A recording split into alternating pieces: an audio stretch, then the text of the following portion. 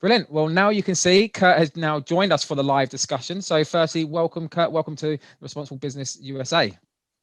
Thank you, Liam. It's a pleasure to be here. It's a pleasure to have you, and I look forward to our discussion. So I'm going to dive straight in. And actually, before diving straight in, we've got a number of questions come through, but I do want to remind those that are watching, still submit your questions. We hopefully be able to get around to them as this discussion unfolds. But first off, Kurt, I want to talk to what you shared in the presentation. You know, you shared your model for sustainable leadership, the sustainable mindset, which is underpinned by the 4 distinct characteristics that you kindly shared in that presentation. How do you actually identify and assess those specific characteristics in CEOs and other leaders? It's a great question, Liam, because it's, as we all know, many dimensions in the ESG and sustainability space are difficult to measure and difficult to report upon. So what we've done is we've identified the 4 dimensions that seem to be almost universally held by individuals who we consider to be sustainability pioneers, if you will, at the CEO, C-suite, and board director level. And as we saw in the preceding video, those dimensions are a combination of multi-level systems thinking, long-term activation, an inclusive mindset, and a transformational, innovative approach to how they do their jobs. And so we've actually partnered with our internal leadership, succession planning, and assessment team. These are PhDs in psychology who partner with us on C-suite and senior level searches. And we've actually come up with a framework to actually measure these dimensions in C-suite and board director candidates. So we've incorporated this into our position specifications for these roles. And we've actually come up with a series of questions that our colleagues can ask these individuals to help discern a sustainable mindset or how they approach their corporate or investment strategies. So we've got a proprietary framework that we want to make sure is disseminated pretty widely as we assess and identify the next generation of sustainable leadership.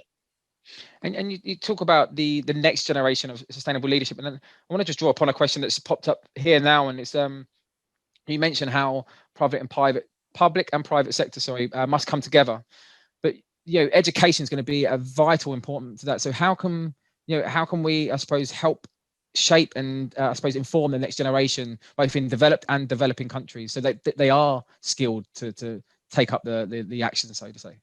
Yeah, no, it's another great question. And I think what we've all come to the realization is that governments alone are not going to get this done. And that was what engendered our partnership with the UN Global Compact, because if we're going to achieve the 17 Sustainable Development Goals by 2030, it's going to have to be a public and private partnership with business leading the way. So that's going to require a new generation of business leaders.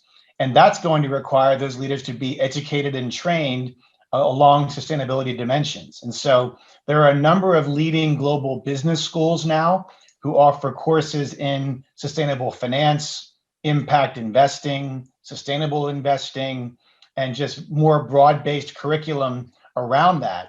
So you can actually, major and specialize in this at the graduate and even in some cases undergraduate levels at some of the best universities in the world.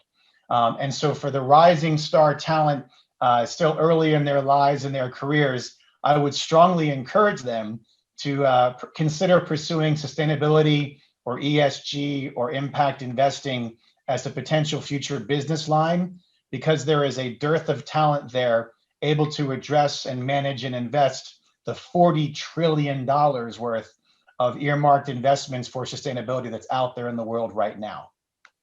Great, and you mentioned the study that you worked on with the UN Global Compact, and I've got a question there, and it actually kind of pulls up I suppose a stage or two. So there's a famous quote by Milton Friedman, and we've heard it referenced a couple of times already on this event, that the sole purpose of a business is to generate profits for its shareholders, and we're thankfully seeing that put to bed. It's not the be all and end all, but for most business executives taking on these leadership roles, being purpose-driven, sustainability mindset wasn't, I suppose, taught and wasn't, I suppose, in the thinking when they were educated and when they came up the ranks. So I know in that study, you highlight that only 4% of internal job specifications have sustainability as a skill set. So this is a massive opportunity for us. But how do we realize that? Yes, I think you're exactly right. I think, I don't know if we're refuting Friedman, but I think the world has changed. Mm. And in the 21st century and beyond, it's hard to think how a successful long-term corporate strategy does not incorporate sustainable principles. The very definition of sustainability is long-term success. So I would ask people on this webinar, would you want to invest in a company whose long-term corporate strategy does not incorporate sustainability as a core component? I think those companies who don't do that are poised to fail, and the companies who do are poised to succeed. So we're not asking anyone to give up financial success or commercial success. In fact, it's quite the opposite. We feel that embedding sustainable principles into a corporate strategy or an investment strategy is going to lead to long-term outperformance. So it's a happy marriage and a win-win situation, to really think about how successfully we embed these principles into a corporate strategy. I don't think they're mutually exclusive at all. And we've, I suppose, linking in with what you just shared there, Peter Burgess just put a question through. And this is a question I don't know the answer to, but sometimes I struggle with it for hours trying to think through it. If we only measure profit as an indicator of business performance, then they said sustainability remains low at priority, but we're seeing evidence over today, and as you've shared there, that that's maybe not the case. But maybe how can we move away from profit being the key determiner of business success? Is there things that are gaining traction? Are you seeing anything that's can fix this paradigm where we all believe that sustainability and we're seeing the evidence of it being the right approach, but then whenever you look at anything financially reporting business success related, profit is always the go-to metric. So is there anything there, I suppose, that you can see, or any ideas from yourself on how we can fix this? Yeah, so I think that, again, we're not asking companies to forego profit. We're not asking executives to forego profitable business strategies. I think the companies that have been the most successful in embedding sustainability, broadly defined, in their corporate strategies are companies who fully believe that by doing so, they're going to generate more profits. So it's everyone wins. And it's very similar to diversity and inclusion. The studies are out there, the data is irrefutable. Diverse and equitable and inclusive companies and workforces outperform companies and workforces that are not, or are less diverse or equitable or inclusive. It's the same thing with sustainability. One enhances the other. And so for a while we were in the conversion phase of sort of converting the masses around the belief that by embracing diversity and inclusion, and embracing sustainability or ESG principles is actually not only the right thing to do, but the commercially smart thing to do. So by emphasizing the commercial relevance and the financial long-term outperformance associated with diversity and inclusion, associated with sustainability, those are the companies that have really been successful in embracing it and also executing upon long-term corporate success. Right. And those that will be, maybe watching now, that are, I suppose, new into the role, new into leadership role, and they're looking at their business and they don't see a diverse or inclusive business, or they don't see one that has environmental, considerations at the heart of, what they're doing. What would be your advice? There's a whole swathe of businesses that, I know, for instance, in many economies in Europe, large chunks, 90% are SMEs, or they're not the big corporations that we see at these events that are leading the way, that at the vanguard. There's a whole swathe that we need to try and get on board and trying to get educated and understand. And there's a number of these leaders that probably want to do this work, but don't know how or where what to do and where to start. So what would be your advice to them? There are a number of very strong consulting partners out there that it's become a very large industry in advising small and middle-sized companies out there how to further evolve on their sustainability journey. But at the end of the day, there are things that any company can do around reducing its carbon footprint, moving toward net zero, fostering a more inclusive workforce, better work-life balance, stakeholder engagement, community engagement. So they don't have to be big sweeping things like China pledging to be net zero by 2050 or 2060. They can be much smaller micro initiatives that are easily achievable.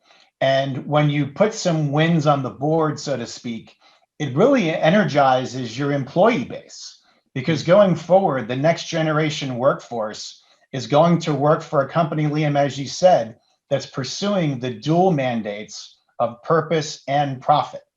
They want to work for mission-driven organizations.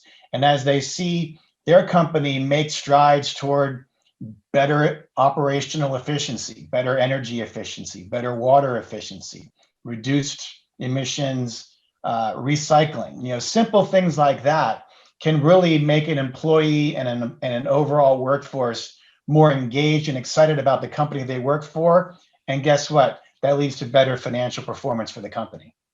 That's great. And I've want to, I suppose, time for maybe one question or a couple more. There's one that came through talking to the SDGs. We've got 10 years or less than 10 years, 9 years to really drive action there. And a number of people at the helm will be, I suppose, be responsible for the delivery of those goals. But there's that next wave that will bring in that injection to help us realize them. So, what can businesses do now to get there, the kind of the pieces in the right place, so to say, to ensure they're at the heart of the delivery of the goals that are material to them, the ones that they can really drive impact on?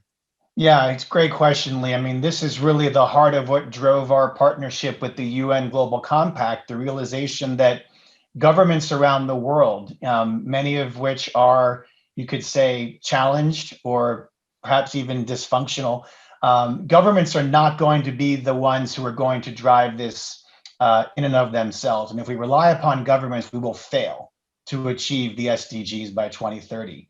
So business has really stepped up and said, we will make a stance on this and we will be very active around this. And you're seeing CEOs around the world in every industry, every sector, every geography, all commit to carbon neutrality and reduced emissions and better workplace and stakeholder engagements, because they realize, A, it's the right thing to do, but B, as CEOs, it's the smart thing to do because they're going to have a much more engaged and productive workforce by doing that.